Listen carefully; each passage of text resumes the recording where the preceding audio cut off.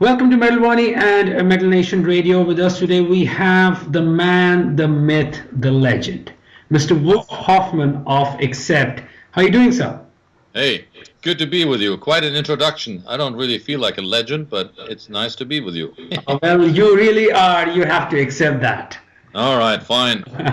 All right, so, talking about Accept in depth, I mean, it's always a question which I wanted to ask you, which, I couldn't ask the last time we had a chat, was how does Wolf Hoffmann and Peter Balls write such amazing riffs even after 4 decades of existence?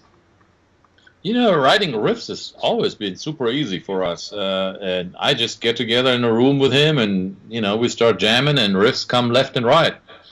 The amazing or the harder work really is then to turn those riffs into songs. Mm-hmm. That's where the work starts. Writing riffs and coming up with basic ideas is always, that's child's play. That's easy.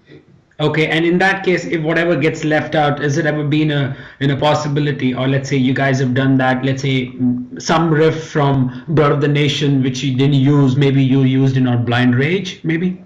On occasion, even that happens. Less often than you might think, but it happens, yeah.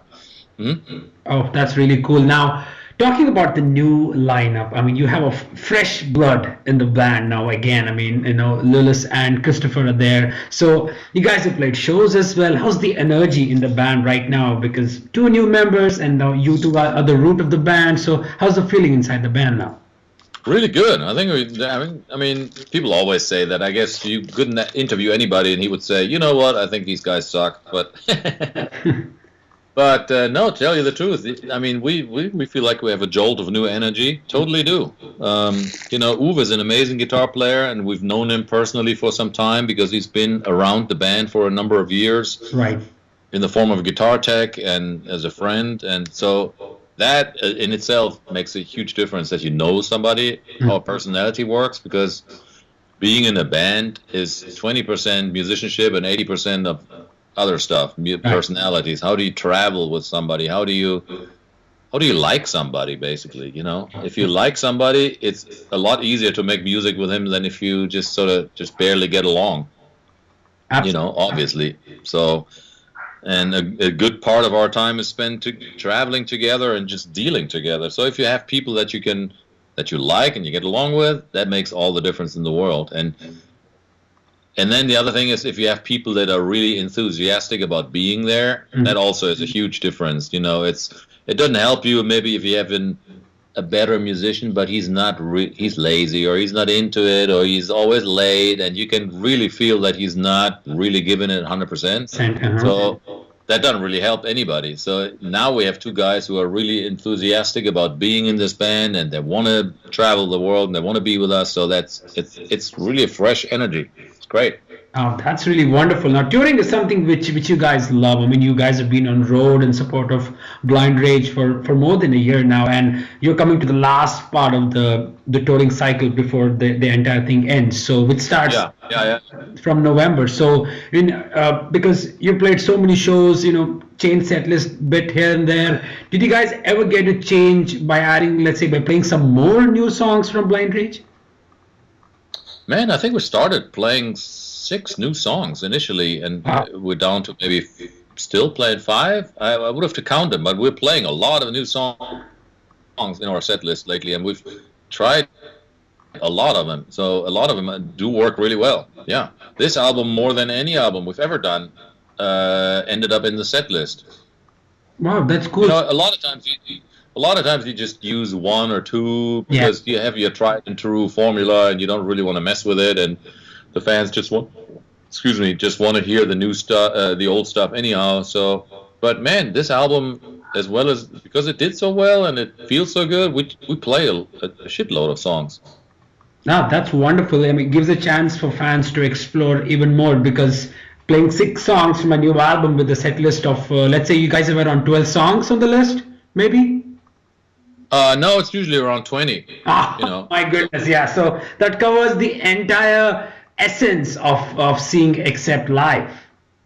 Yeah, and it's, you always have to walk a fine line because when we have so many albums out, you want to represent at least Yeah, you can't possibly represent your whole career, but at least certain aspects of it. We want to pick a few songs of Rest Is Wild and maybe one of Breaker, a couple or whatever, So there's a lot of songs we really have to play, and there's only so much room for new stuff. But yeah, we're trying to squeeze in as many as it makes sense. That's wonderful. Now, the Forum gig, which is coming up in December, is something where you guys have played. I think it's been quite a while since you guys have played at Forum London. So, a very special show for the folks in UK who will be traveling all the way to London to see you guys, along with Hell, opening up as well. So, any specific plans for this special gig? Because UK fans had that very special place in their heart when it comes to Accept. Yeah, I mean, British fans have always been very loyal, and we've been going to Britain and for I don't know. Let's wait a minute. When have we been? 1981 was the first tour we ever did in England with Judas Priest. So it's been 35 years that we've been going there. That's right. And every generation which comes up, listens to Accept, loves you guys, get to see, live. So it's like maybe a son, a father, and a grandfather singing Accept together. Imagine that. 3 generations, maybe. Who knows? Yeah, it could possibly happen. I mean, it sometimes happens that we do literally have 2 or 3 generations of this same family. It's quite remarkable. I remember being together with fans, and I asked somebody, how did you possibly know about Accept? Because the guy was maybe 17 years old. Okay. And he said, my mom turned me on to you guys. She's a huge fan. So I thought back to my days when I was a kid. This is something that would have never happened. If my mom liked something or my dad, that was one more reason to not like it. We wanted to be different from our parents. Right, definitely true, and that's totally different than what you see now. I mean, obviously with the new generation which comes in, who's more into, let's say, modern metal and progressive metal and stuff like that.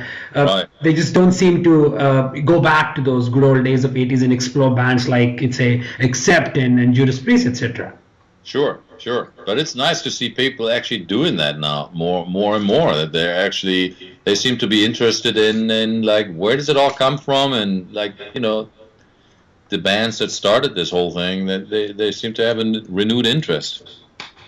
Right, and everybody says, I mean, Wolf, you've seen it all, that '80s and the days were really good. But do you really feel that there was something special in that era of heavy metal as compared to how it's now? It was different times, man. The '80s were so different in a lot of aspects. It was more innocent, and everything was more innocent, maybe is the word to say, and heavy metal was fairly new. It was a new development. Now it's been around a much longer time, obviously. So it feels totally different. And I think each era actually has its own vibe and its own feeling, if you want, Absolutely. Now, I remember the '80s for us. It was feels like the land of milk and honey. Looking back to it now, because we could stay. I mean, the whole coming to America, for instance, was a huge deal. It was the biggest the market in the world by far, and everybody wanted to be successful in the United States. And if you were successful there, you wouldn't have to worry about the rest of the world hardly anymore. And that has surely changed completely now. Now everybody's going to Europe, right, South America. We're going to all these exotic places. So don't get me wrong, it has shifted all. It's not really better or worse. It's just completely different. Absolutely. Now Blind Rage hitting #1 in Germany, and European fans, got it all, and made a good sales in US as well. So your point absolutely, is valid here, that how change in sales has also helped bands to explore their, horizons across the world. Right. Yeah. Absolutely. We're doing really well. It's like I said, South America, Eastern Europe is very strong. We're going to Russia again in the fall now, and so those are our markets that we concentrate on, and that's where Accept is really strong. Germany, of course, like you said, we made #1 in Germany for the first time in our career, and that alone in itself is an amazing. Absolutely. What about a resurgence of vinyls? I mean, back in the day, everybody used to do it, and then it just all went and CDs. Now, all these days, I mean, as a fan, I mean, I've started collecting vinyls from last 10 years. This resurgence has actually made it even more interesting for bands, because you guys started way back in 70s, and now when you see that things are going like digital streams, and still there are some chunk of fans who buy vinyls and cherish them. Absolutely, more and more. There's a huge resurgence. I just watched a TV show about these pressing, these factories where they press the vinyls. They can't keep up with the demand anymore, because all this the machines that they have, they're all like 30 years old, and no new machines are even built anymore to make these records. Right. So they have to really fix them, but they run overtime now, because the demand is just growing again. It's really going upwards. Definitely. Now, Wolf, tour, you guys are going to tour after it's done. I'm sure you guys are going to take some break with the Christmas and everything coming up. So the new album would, generally you guys have this amazing trend of having an album cycle of, 2 years. There's always a 2 years gap between one album and the second one. So yeah, I think we just fucked it up now, though, because we should have one in the pipeline already to be released next spring, if we wanted to keep that cycle. But I'm sorry, man, we needed a little bit of time to refresh here. Yeah, that's cool, because sometimes it's important to give some more time. You never know, except might come up with the best album till date. You never know that. True. So, to me, it's a fine line. If you take too much time, it's no good. But if you take too little time, it's also no good. You gotta gotta keep the pressure up a little bit, or else you kind of lose momentum, and everybody goes on vacation, and life starts taking over, and you get nothing done.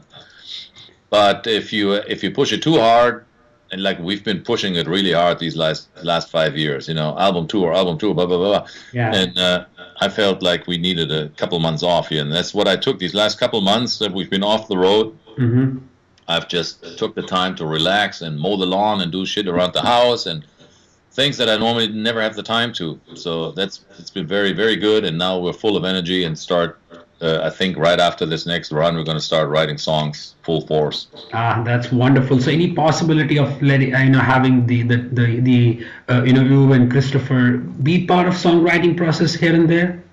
Absolutely, why not? I mean, Peter and I have always been and will always be the main guys writing those songs, because if you want it to sound like Accept, then you have to use those. Then you have to use.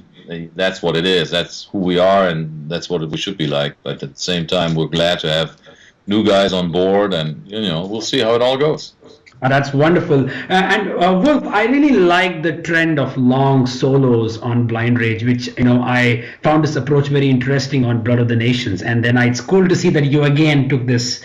For example, the title track itself was really amazing that the long solos are there. So any possibilities of continuing this sort of an approach on your upcoming stuff?